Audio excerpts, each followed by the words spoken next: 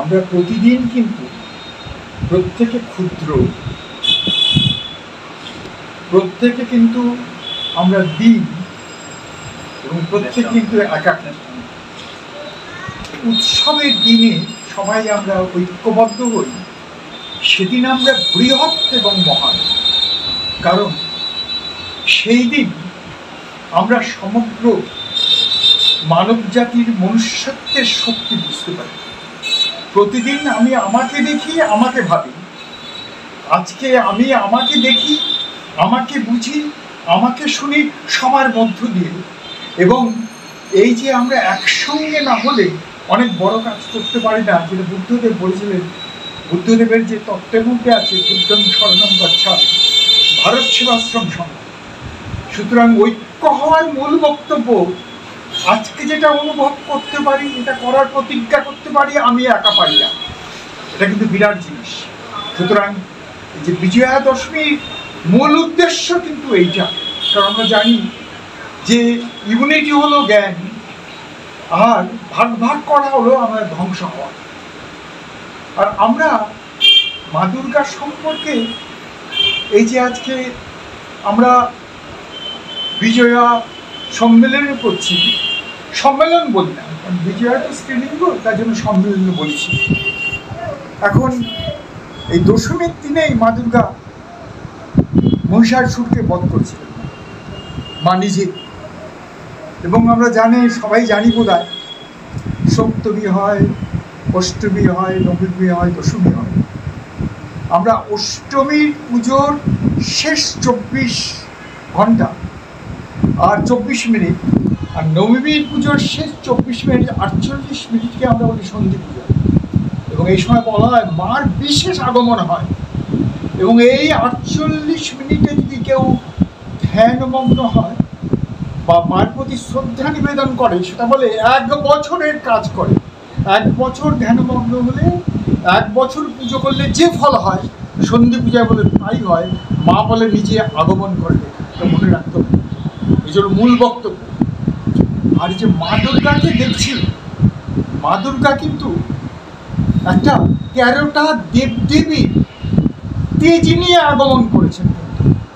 সমন্বয় তত্ত্ব, যে রামকৃষ্ণ বলেছেন সব নিয়ে আমার ভারতবর্ষ, রবীন্দ্রনাথ বলেছেন সব মিলে আমার ভারতবর্ষ। মা দুর্গা কিন্তু তাই। তার মুখের যে জ্যোতি, সেটা এসছে শিবের থেকে। তার যে কেশ, সে এসছে যমের থেকে।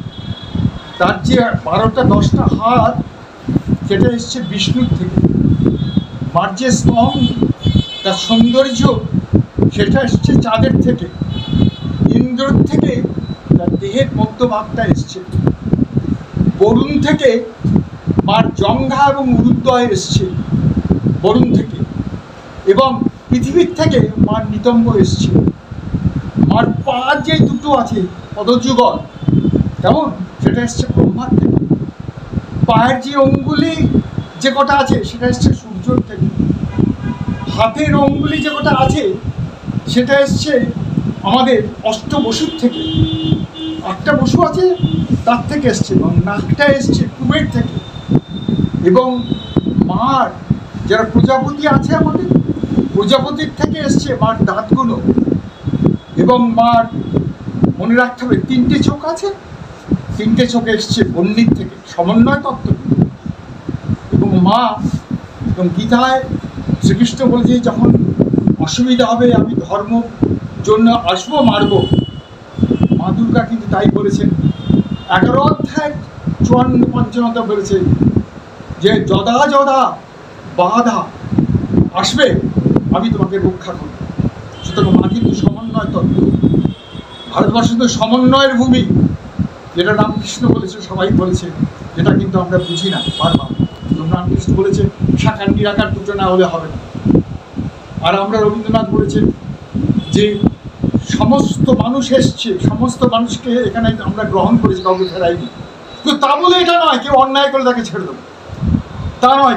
কিন্তু সবার প্রিয় কিন্তু এইটা, এটা ভারতবর্ষের সাংঘাতিক। আরেকটা হলো মা কিন্তু এই যে আমরা সংসার ছেলে মেয়ে করি, মা কিন্তু তার দেখাচ্ছে, দেখো আমি গণেশ, কার্তিক সবাইকে নিয়ে এসেছি।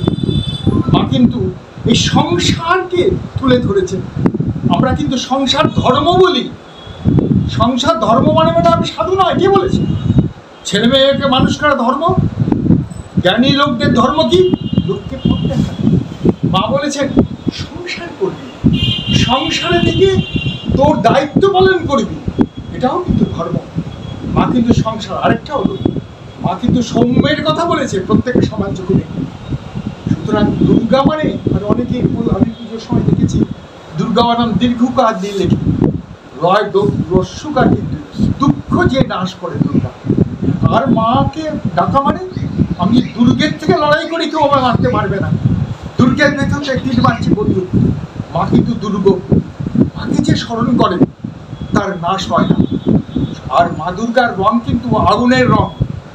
আমাদের বেদের যে আমরা চারটে বেদ আছে, বেদ আসলে আমরা সেটা বলি বেদাত্রয়ী, আমরা অনেকেই জানি না, পণ্ডিতরাও চারটে বলে।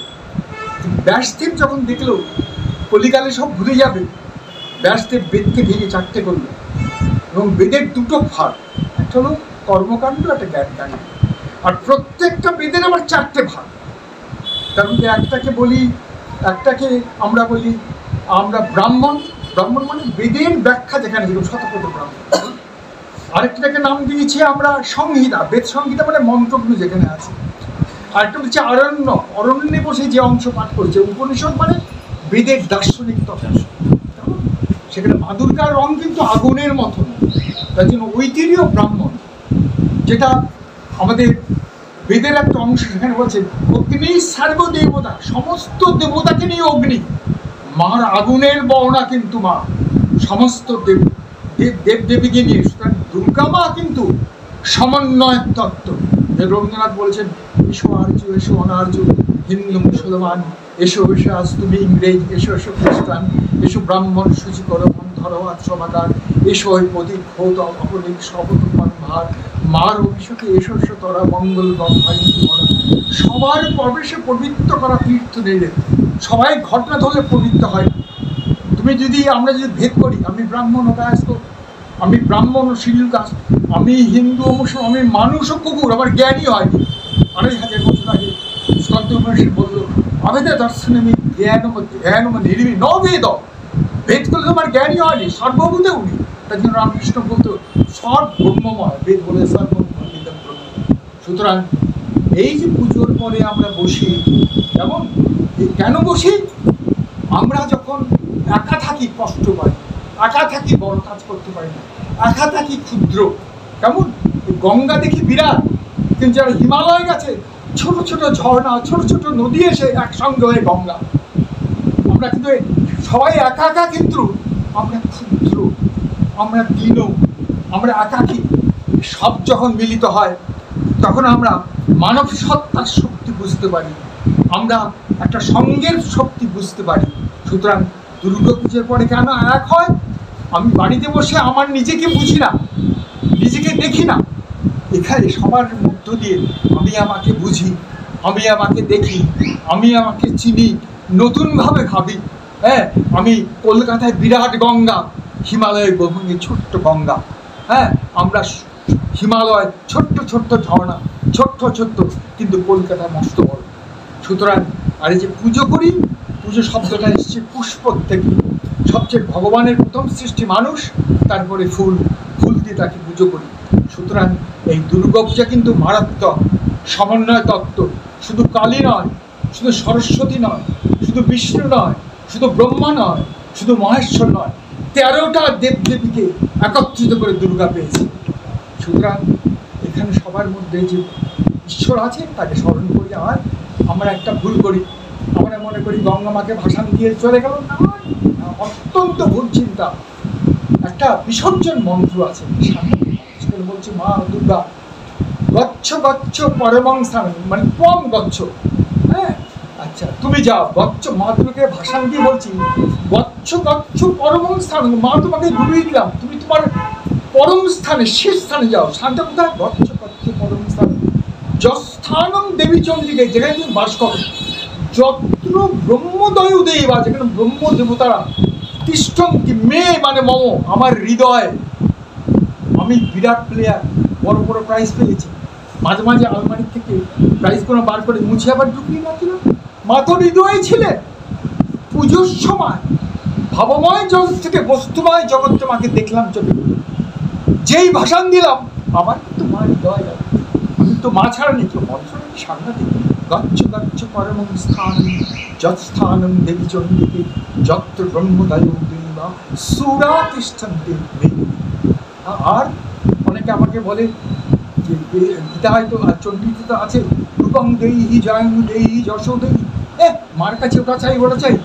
আমরা চণ্ডীর অর্থই বলে রূপং দেহি মানে তুমি দিব্য রূপ দাও, জয়ং দেহি মানে পঞ্চ ইন্দ্রিয়ের উপর আমার নিয়ন্ত্রণ দাও, যশোর আরেকটা হলো দিব্য জ্ঞান দাও। যেমন রূপং দেহি মানে এই সুন্দর দেখতে নয়, দিব্য রূপ দাও। জয়ং দেহি মানে পঞ্চ ইন্দ্রিয়ের উপর আমার কন্ট্রোল দাও। আর যশ মানে একটা অর্থের বহু অর্থ, যশোর মানে এখানে দিব্য জ্ঞান দাও। সুতরাং মা দুর্গাকে আমরা প্রণাম জানাই। উনি বাইরে আছেন, আমার ভিতরে আছেন। পূজার সময় বাইরে এনে ভাবময় জগৎ থেকে বস্তুময় জগতে আনি।